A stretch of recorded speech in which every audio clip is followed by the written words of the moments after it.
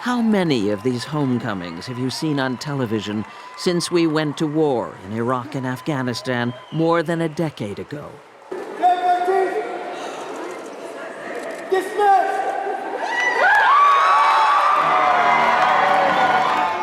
How many children looking into a returning soldier's eyes for the parent who went away? Here, sweetheart. These are supposed to be happy endings, happily ever after moments, but often they are anything but. Before his deployments, he was always kind of the fun parent, you know. 15-year-old Abigail Barton lives in Newburgh, Indiana. Her father is a veteran of the Iraq War.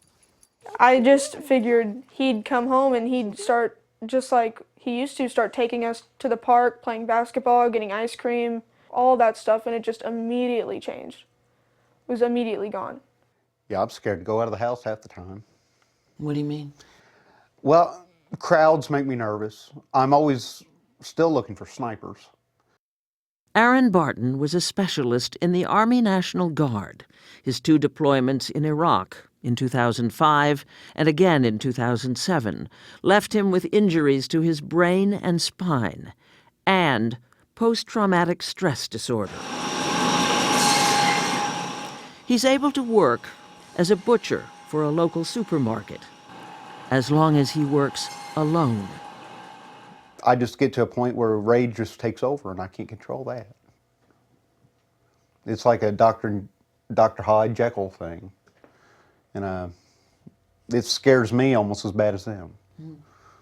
What do you tell your children when something happens? I usually say, leave me alone. I would never intentionally harm them for any reason. You're my life.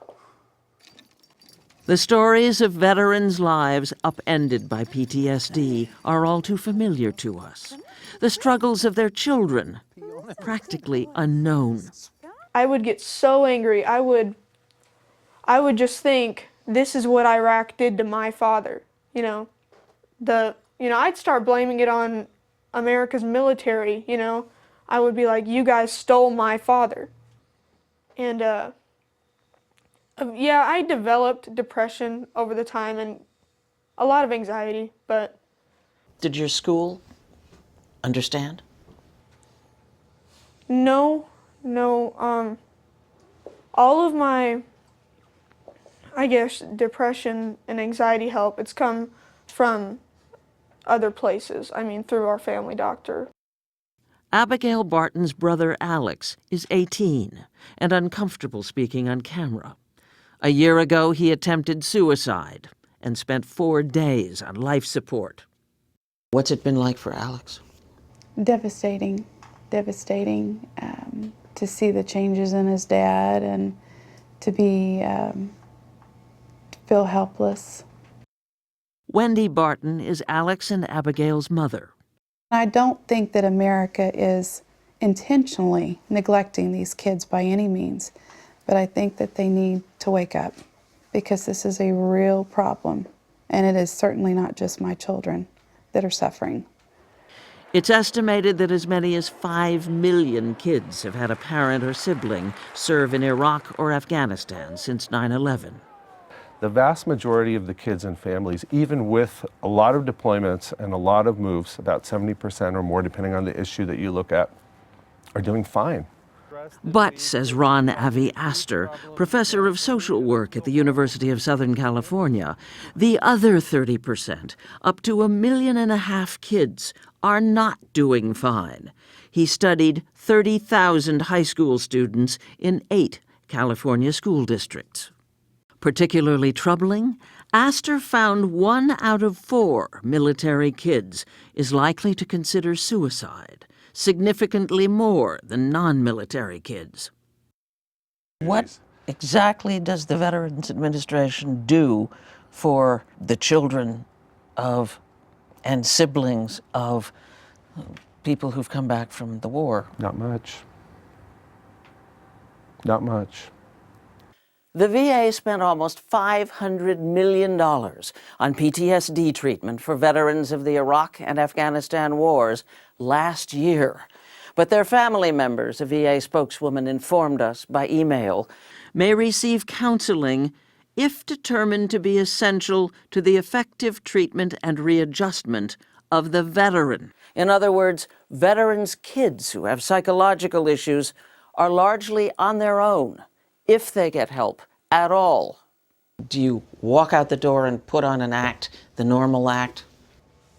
Every day. It's like putting on a shirt now. It's incredibly easy. You just walk outside, put on a smile. My mom had asked me not to talk about the things that were happening with my father. In fact, if my mom mentioned the word Vietnam, it was with a whisper. Soldiers' kids can be collateral damage in our nation's wars all their lives.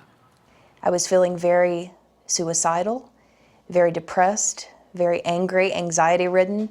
Crystal Presley was 30 years old before she dared to do what terrified her most. She asked her father, a Vietnam veteran with PTSD, to talk to her about the war. Why do you think he, at that point, said yes? Well, I know now it was also because he felt like there was also a hole in his soul and that he never really knew his daughter. When I was a young man, I was sent to far-off country to fight a war I still don't understand. Delmer Presley returned to rural Virginia shattered by the killing he witnessed and participated in Vietnam, and by the hatred he encountered when he got home. Hollering, baby killer, as I walk down the street. When he couldn't control himself, he would lock himself in his room and play his guitar, or just face the wall. I felt ashamed of myself. I mean, just, I figured the rage would get out and you'd maybe harm somebody or something like that, you know. So while my dad was hiding away in his room, I would lock myself away in my room. I would also vacillate between depression and rage, just like my father. It was as if she too had PTSD, and by her own admission, it was eating her alive when she picked up the phone for that first of 30 calls. He said, I don't want to talk about the war. I don't know anything about a war. And what was your response? We hung up the phone. And then what? And slowly but surely, over the next few weeks, he started really opening up to me. Do you think those conversations helped you? Oh yeah, they've helped me, yeah. I mean, sometimes when you have episodes like that, I just feel like calling her and talking to her, you know, just feeling calling and talking, and that helps, you know. After a lifetime of telling no one, Crystal Presley dared to go public in a blog that, to her astonishment, went viral and eventually a book. I've spent my life wondering why my father didn't like me, and have never been able to see an answer until I read your story. She's received emails like these, she says, from thousands of veterans and the children of veterans as far back as World War II. Well, I think part of me still feels the relief of, Crystal, you're not alone. And the other part of me feels so sad because I wasn't alone. But counting small victories, Crystal Presley no longer considers herself a victim of her father's war, but a survivor. I understand now that talking can be a matter of life and death. Sharing your story can be a matter of life and death. What's the very best thing that, for you, that came out of all those telephone conversations with Crystal? For you? For me, just knowing that I hope she knows I love her. And always have? Yeah, and always have, yeah.